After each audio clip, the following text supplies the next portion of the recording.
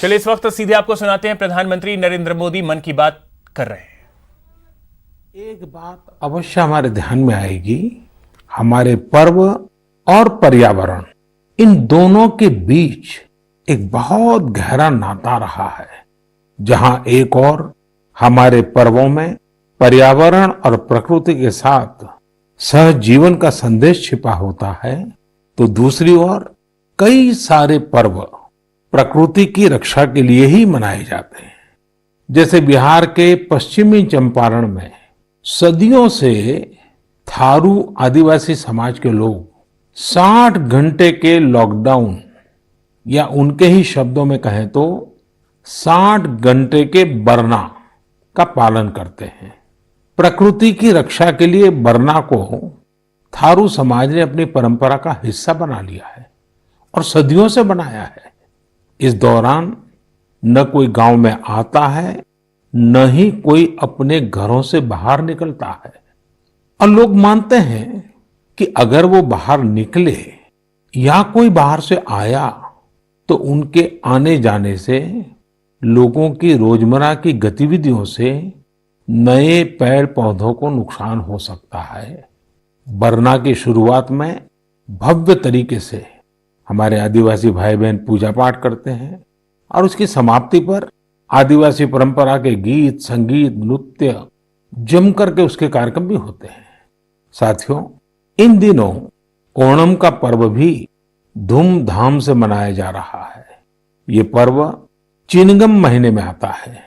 इस दौरान लोग कुछ नया खरीदते हैं, अपने घरों को सजाते हैं, पुक्लम बनाते हैं, ओणम सादिया का आनंद लेते हैं। तरह तरह के खेल और प्रतियोगिताएं भी होती हैं। ओणम की धूम तो आज दूर सुदूर विदेशों तक पहुंची हुई है। अमेरिका हो, यूरोप हो या खाड़ी देश हो, ओणम का उल्लास आपको हर कहीं मिल जाएगा। ओणम एक इंटरनेशनल फेस्टिवल बनता जा रहा है। साथियों, ओणम हमारी कृषि से जुड़ा हुआ पर्व है। ये हमारी ग्रामीण अर्थव्यवस्था के लिए भी एक नई शुरुआत का समय होता है। किसानों की शक्ति से ही तो हमारा जीवन, हमारा समाज चलता है। हमारे पर्व किसानों के परिश्रम से ही रंग बिरंगे बनते हैं। हमारे अन्नदाता को, किसानों की जीवनदायिनी शक्ति को वेदों में भी बहुत गौरवपूर्ण रूप से नमन किया गया है। ऋग्वेद में मंत्र है, अन्नानाम पतये नमः, अन्नानाम पतये नमः, क्षेत्राणाम पतये नमः। अर्थात अन्नदाता को नमन है, किसान को नमन है। हमारे किसानों ने कोरोना के इस कठिन परिस्थितियों में भी अपनी ताकत को साबित किया है। हमारे देश में इस बार खरीफ की फसल की बुआई पिछले साल के मुकाबले 7% ज्यादा हुई है।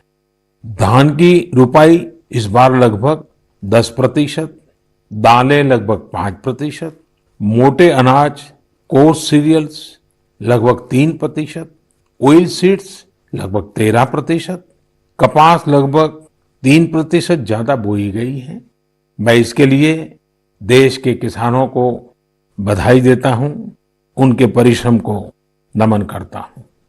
मेरे प्यारे देशवासियों, कोरोना के इस कालखंड में देश कई मोर्चों पर एक साथ लड़ रहा है, लेकिन इसके साथ साथ कई बार मन में ये भी सवाल आता रहा कि इतने लंबे समय तक घरों में रहने के कारण मेरे छोटे छोटे बाल मित्रों का समय कैसे बीतता होगा।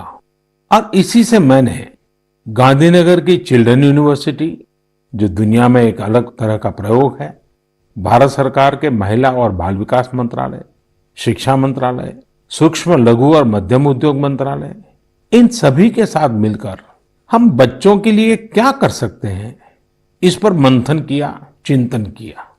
मेरे लिए ये बहुत सुखद था, लाभकारी भी था, क्योंकि एक प्रकार से ये मेरे लिए भी कुछ नया जानने का, नया सीखने का अवसर बन गया।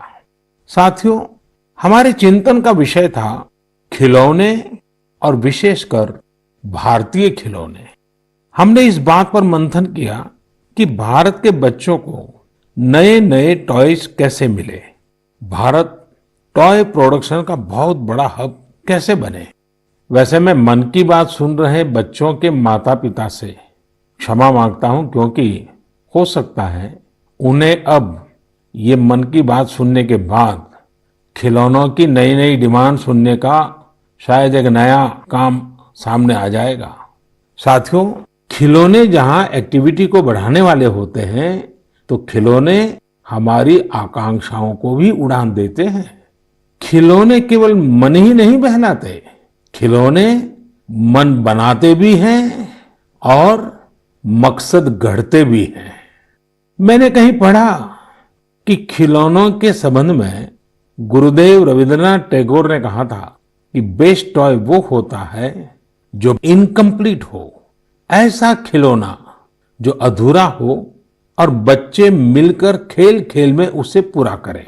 गुरुदेव टैगोर ने कहा था कि जब वो छोटे थे तो खुद की कल्पना से घर में मिलने वाले सामानों से ही अपने दोस्तों के साथ अपने खिलौने और खेल बनाया करते थे।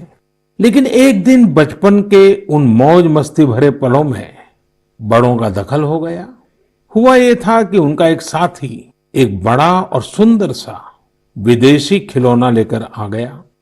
खिलौनों को लेकर इतराते हुए अब सब साथी का ध्यान खेल से ज्यादा खिलौने पर रह गया। हर किसी के आकर्षण का केंद्र खेल नहीं रहा, खिलौना बन गया।